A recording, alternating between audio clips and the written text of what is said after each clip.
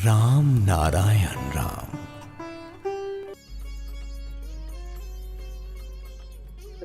যাদের মা আছেন তাদের মাকে সেবা করবে, যাদের গুরু স্থানীয় গুরুজন যাদের আছেন তাদের সেবা করাই হচ্ছে আমার সেবা, সংসার ধর্ম রক্ষা করাই হচ্ছে আমার সেবা।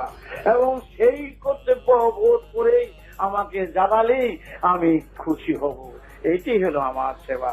আমার সেবা এই নয় ঘরের ছেলেকে বার করে আশ্রমে মাথা মুন্ডন করে কেরুয়া করে সাধু করে সেজে দেওয়া আমার সেবা নয়। বাবার সেবা ভিক্ষুক তৈরি করা নয়। আমার সেবা মার বুক ছিনিয়ে দিয়ে আশ্রমে পাঠিয়ে দেওয়া আমার সেবা নয়। মার বুককে ঠান্ডা করা, মা বাবার বুককে শীতল করাই হচ্ছে আমার ধর্ম। সেই ধর্মের সাথে যুক্ত হয়ে আমার তত্ত্ব তোমরা ভুল করো না, ভুলে যাবে না। ধর্মের দোহাই দিয়ে আশ্রম বুঝে করবে, ধর্মের দোহাই দিয়ে যারা পরগাছা হয়ে যারা সমাজের বুকে যেই গুরু মহানরা রক্ত চুষে নিচ্ছে তারা গুরু স্থানীয় নয়। বেদ বলেছেন তারা অসুর স্থানীয়। আমি তা করতে পারবো না। আমার শিষ্য সন্তানদের উপরে আমি পরগাছা হয়ে শিষ্যের মাথা হাত বুলিয়ে পয়সা রোজগার করবো, সেদিন জিহ্বা কেটে ফেলে দেবো তোমাদের কাছে। আমি এই অপরাধ আমার এই রক্তে সেই অমর্যাদা করবেন না, না, না। সুতরাং তোমরা নিশ্চিন্ত ভাবে যত বাধা শুনো, যত ঝড় শুনবে, যত অপবাদ আমার শুনবে, আমি গঙ্গার পারে বাস করছি। এই শহরের যত আবর্জনা মহাগঙ্গা বহন করছেন, হিন্দুদের কাছে আজও গঙ্গা অপবিত্র হয়নি। আমি আবর্জনা মাথায় করে নিয়ে এগিয়ে চলছি। আবর্জনার ভিতর থেকে আমি সার খুঁজে বার করছি। জানো তো অসারি যে সার হয় তার থেকে আলো হয়, তার থেকে কত সুফল হয়। আমি অসারের ভিতর দিয়ে আমার পথ তৈরি করছি। তাই তোমরা সন্তান, বাবার আদেশ তোমাদের পালন করে চলতে হবে, সেই নিশ্চেষ বাঁধন তোমাদের চলতে হবে। তোমরা সংসার ধর্ম রক্ষা করবে এবং গুরুজনকে সম্মান দিয়ে চলবে এবং যে অর্থ উপার্জন করবে সেই অর্থ তাদের তৃপ্তি করাই হচ্ছে তোমাদের প্রথম কাজ। আর বাদে পয়সা, বাদে কিছুর দ্বারা তোমরা নিজেদের অর্থ অপচয় করবে না। নেশা যেটা স্বাস্থ্যকর নয়, অস্বাস্থ্যকর, সেই নেশা বর্জন করবে এবং অযথা আলাপ করা, অযথা গল্প করা, অযথা কারো বিরুদ্ধে সমালোচনা করা সব ভাসিয়ে দেবে। কোন প্রয়োজন তোমাদের নাই। তোমরা প্রতি মুহূর্তে বেদের পূজারী, তোমরা বেদের সেবক। তোমরা এক মিনিট নষ্ট করবে না। সংসার ধর্ম রক্ষা করে সংসারের যতটুকু কাজ শেষ করে তোমরা সব এক গুরুর সন্তান, আমার পেটের বাচ্চা তোমরা। সেই হিসাবেই এক রক্তে তোমরা গড়া হয়েছে আজ আমার কাছে। সেই হিসাবেই তোমরা একত্রিত হয়ে ভাই বোনেরা তোমরা শুধু স্থির করবে কিভাবে বেদের প্রচারের মাধ্যমে, কিভাবে বেদের সুরে সবাইকে আনতে পারো, তার চিন্তাই সব সময় করবে এবং অন্য কর্তব্য রক্ষা করবে। তাই তোমরা, তোমাদের কাছে আর কিছু বলার নেই। এই সমাজকে সুস্থ করো, সমাজের সেবা করবে। চারিদিকে দেখতে পাচ্ছ হাহাকার, চারিদিকে দেখতে পাচ্ছ নির্যাতনের পালা, চারিদিকে দেখতে পাচ্ছ অসুর দানবের খেলা। কিন্তু মনে রেখো, এই যে নাম তোমরা পেয়েছো, এই মহানাম রামনারায়ণ রাম, এইখানকার শুধু রামনারায়ণ রাম নয়, ওই মহাকাশের মহানাম থেকে এখানকার রাম এবং নারায়ণের নাম হয়।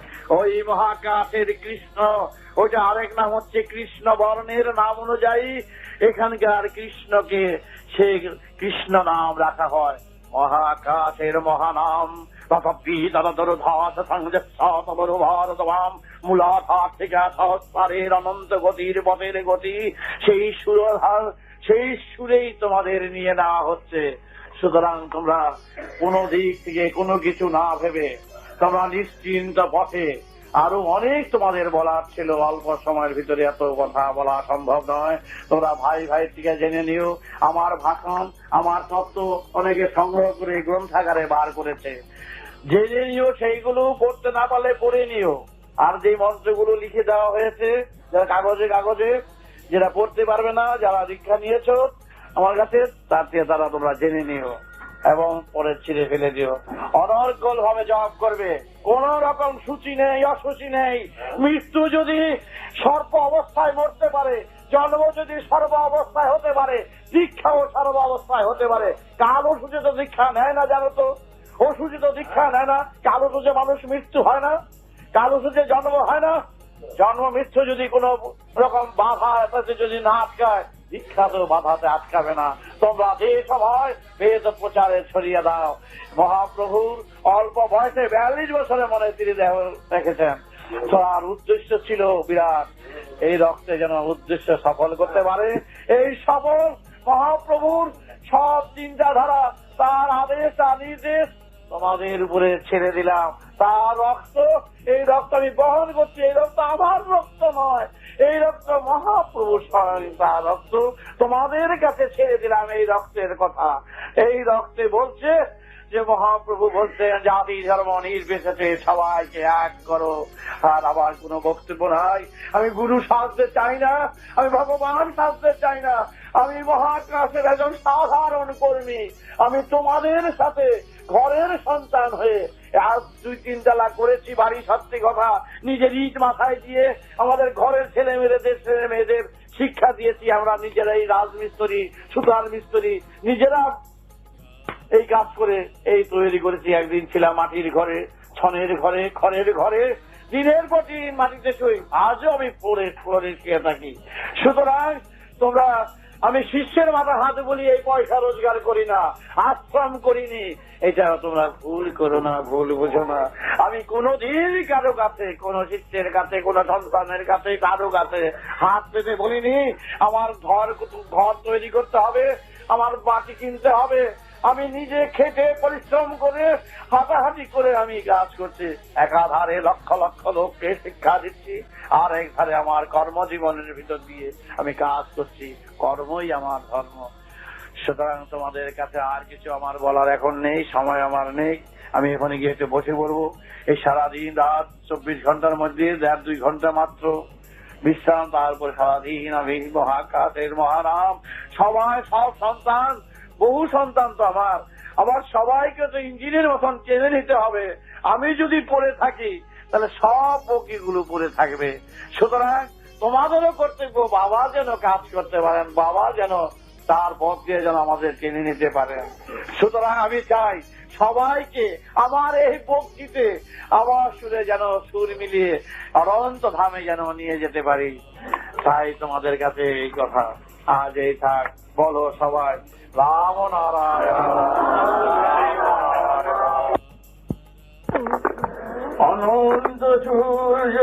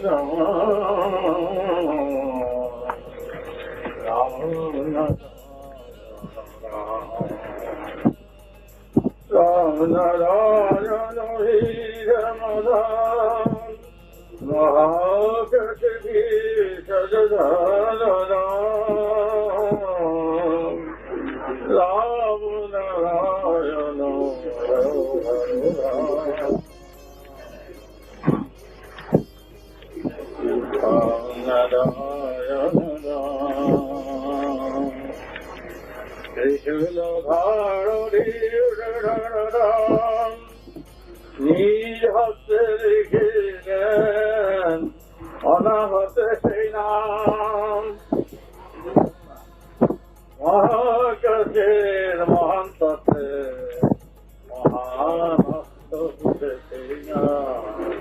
আধ্যাত্মে রহিলেন থাকিলেন সেই সুরধাম, সেই সুরক্ষণভাগী নাম, সেই মহাকাশের মহাতারকা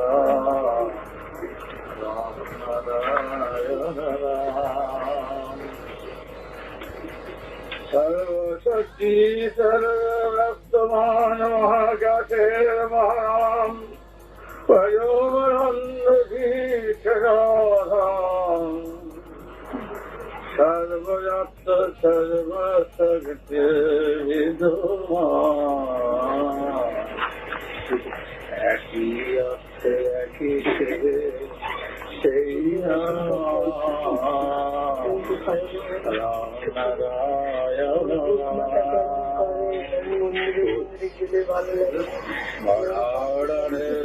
সর্বশক্তি সর্বভীতম্ভুনাথ পরমানন্দ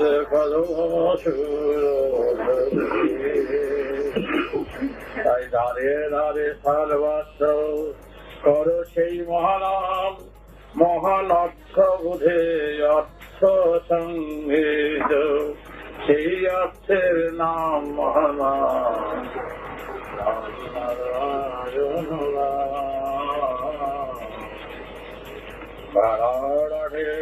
শঙ্খনাভরম ব্রহ্ম পরম পদধীশ যথা, মহাকাশের মহানর্থে মহাসুরতমে সেই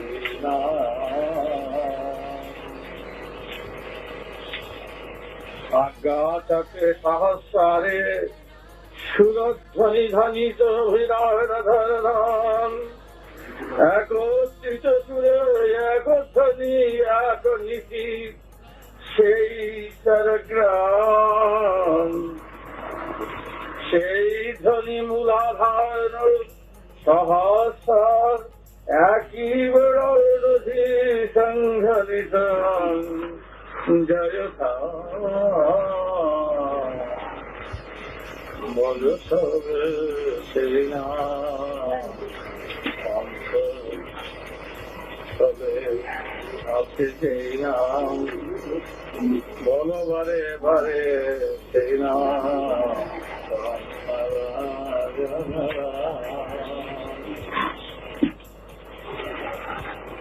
গীতংঘরধারধীরত্তধারদম পরাণে সংঘ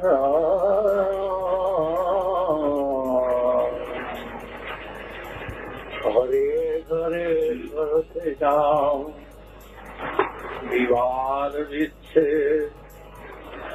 শত অপবাদ অপপ্রচার, কাঁধে নিয়ে বলো সাথে করো সাথী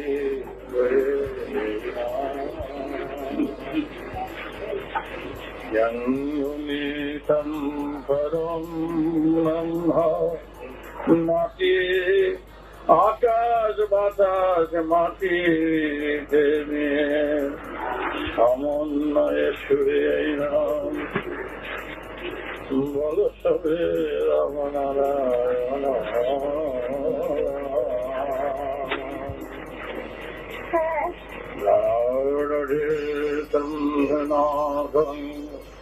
জগৎ সূত্র ধরে সর্বার্থ বুঝে সর্বশাস্ত্রের সার কথা, সারমর্মের বাণী মহারাম, মহাকাশের মহান তত্ত্বে রহিয়াছে যেই নাম,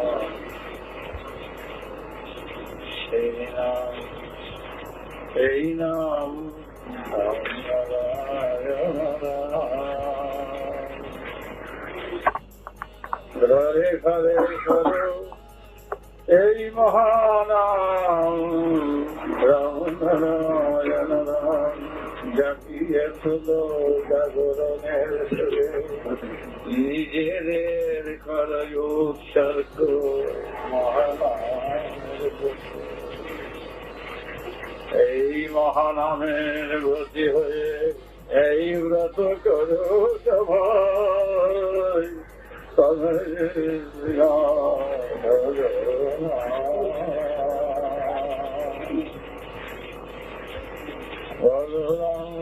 নারায়ণ রাম নারায়ণ রাম নারায়ণ রাম নারায়ণ রাম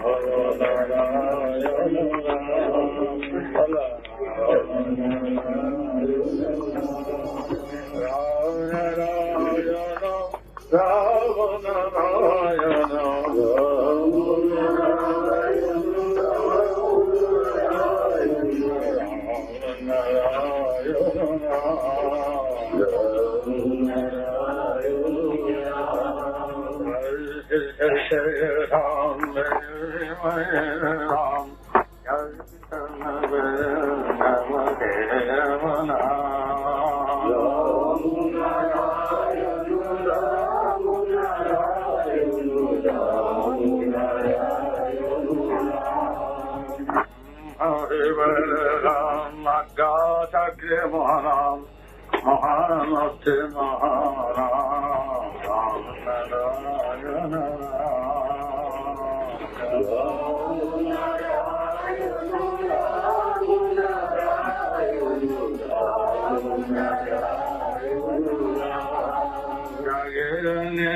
সুরে জাগাও তোমরা উৎসর্গ করতে এই ব্রত নিয়ে করো মাকে মহানাম রাম নারায়ণ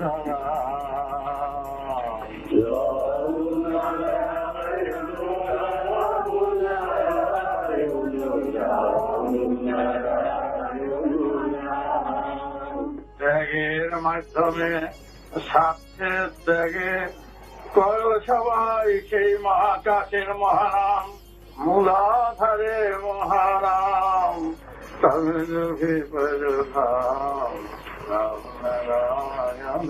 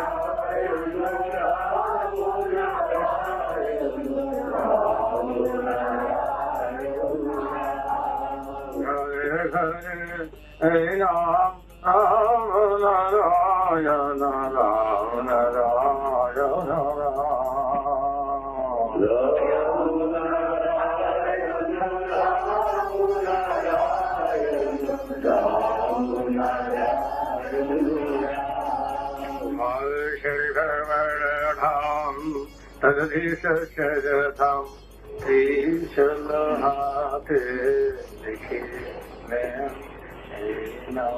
রাম নারায়ণ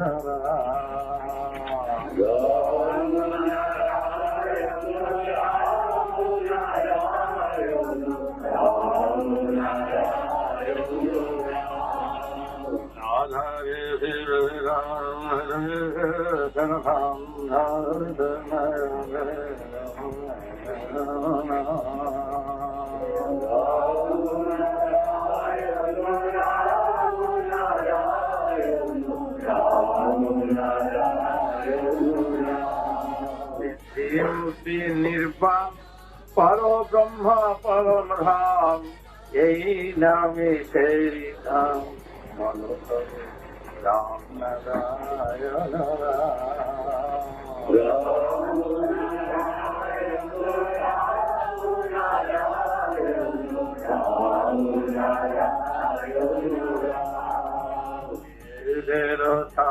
কথা বেদের মর্ম লিখিলেন না শিব নিজ হস্তে ত্রিশূল হাতে করে বলিলেন জনসমুদ্রে সৌশীতে সরসাম জীবের কল্যাণে এই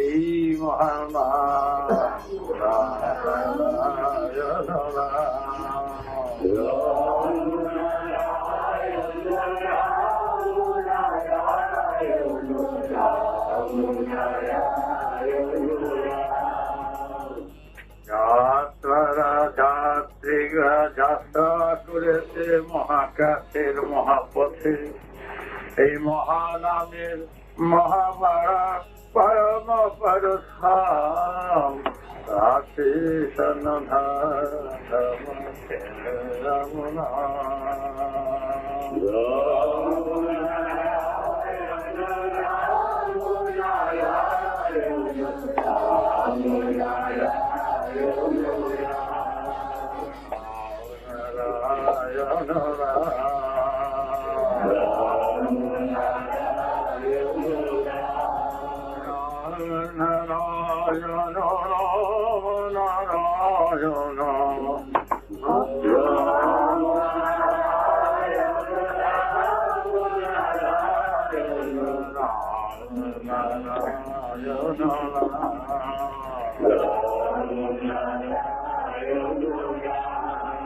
এইভাবে সূর্য এইভাবে গান দিয়ে যাবে সর্বত্র সর্ব জায়গায় এবং এই মহান অস্ত্র রাম নারায়ণ রাম এই অস্ত্রের মতন অস্ত্র নয়। এই নাম যেদিকে গেছে সেদিকে ভাসিয়ে দিয়ে যাবে, ভাসিয়ে দিয়ে যাচ্ছে। এই শুদ্ধ পবিত্র মহাকাশের মহানাম মহান অস্ত্র বোধে এই মহানাম মহাসার গ্রাম দিবরাস্ত্র শুধু সংসার ধর্মটুকু রক্ষা করে মৃত্যু যখন আসে সেই মৃত্যুর পথে আগেই নিজেকে উৎসর্গ করে সেই গানের সাথের সাথী হয়ে দেখো বিনা যন্ত্রকে বাজিয়ে বাজাও সেই গানের গীতির গান সেই মহানাম সেই রাম নারায়ণ রাম তোমরা সাথের সাথী করে ভাসিয়ে দিয়ে যাও গ্রামে গ্রামাঞ্চলে সর্বদারে দ্বারে।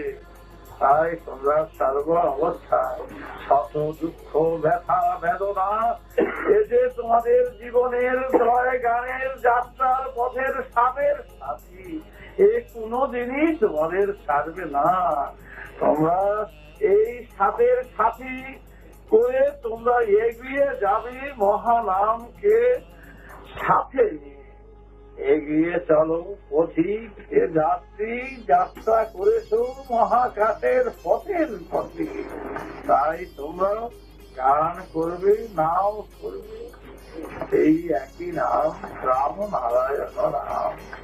বিরাট অর্থ বুঝে এই নাম রাম নারায়ণ রাম।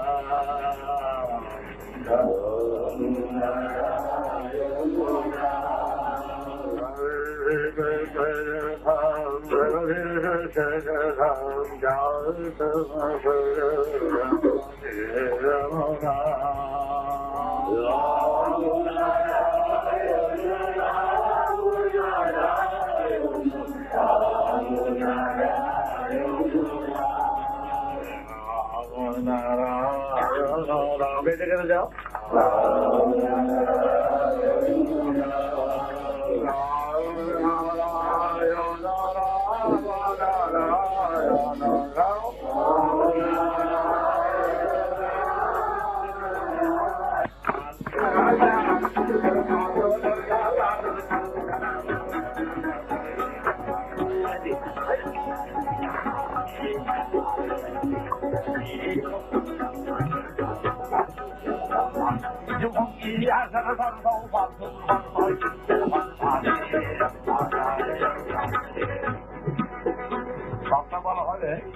কিছু যে আমার কাছে সংবাদ করতো তো অনেক বছর পরে সেই আবার যখন 9 বছর বয়স সেই কথাটা মনে বলতো।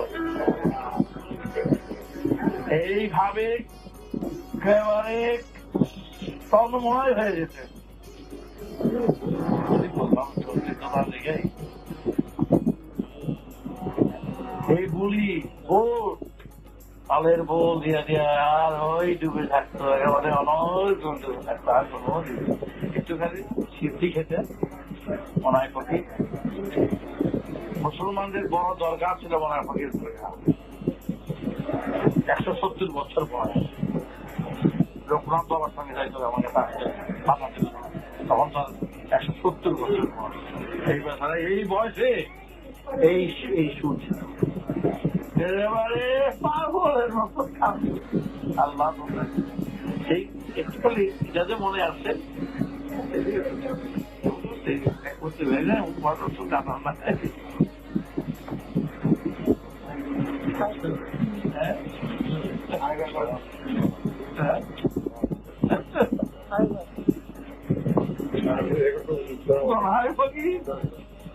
খুব বড় সাধক আছিল মহাগুরু কইতো আমাদের দিকে আমাদের দিয়ে কিছু আমার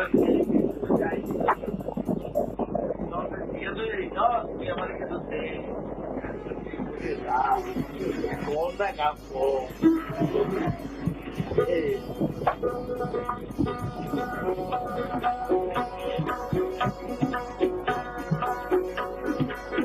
আজ থেকে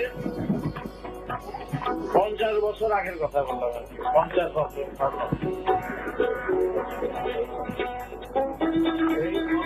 বুঝে থাকতো আমার কাছে বলছো বই আমার টিভিটা আমার কিছু দে এখানে একটা ফুটিয়ে দে এখানে আমার ফুটিয়ে দে তাহলে বয় বেটা বয় ফকির তুই বয়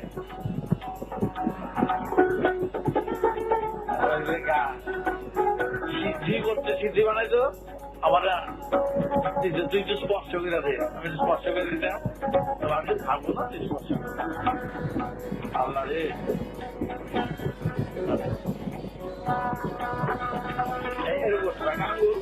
বুঝে রাখতো আপনার দিন খাতারা দেখা আমাকে আপনার দাদুরা আপনার দিন খাই সব ধরো না Allah, Allah, Allah, Allah, ya Allah, ya Allah, bi Allah, sahe Allah,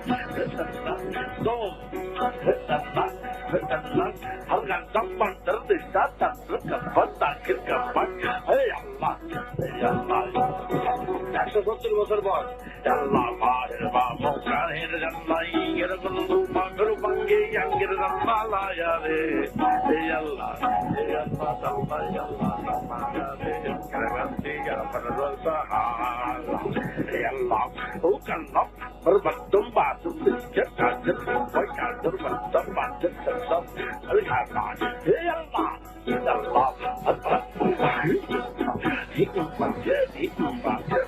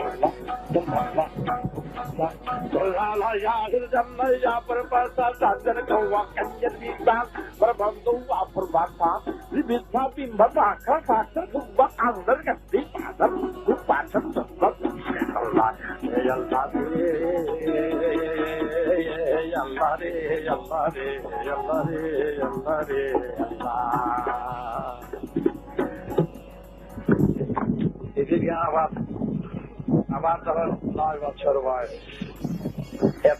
এতদিন পরে সেই কথাটা মনে পড়লো। আজ এই দোসরা বাজারে যখন ওদেরই বংশের রাতে বলে আমি কথাটা মনে করে দিলাম। তোমাদের সঙ্গে দাদা দেখা হলো না, আমারও তো ঠিক তেমন জানা সেই ও যেটা বলেছে সেই ধরনটা আমি শুধু নতুন একটা ধরন তাদের থেকে দিয়েছিলাম। আর তবদিন শাহ তিনি শক্তি হতে গেল, এই যুগে গেল।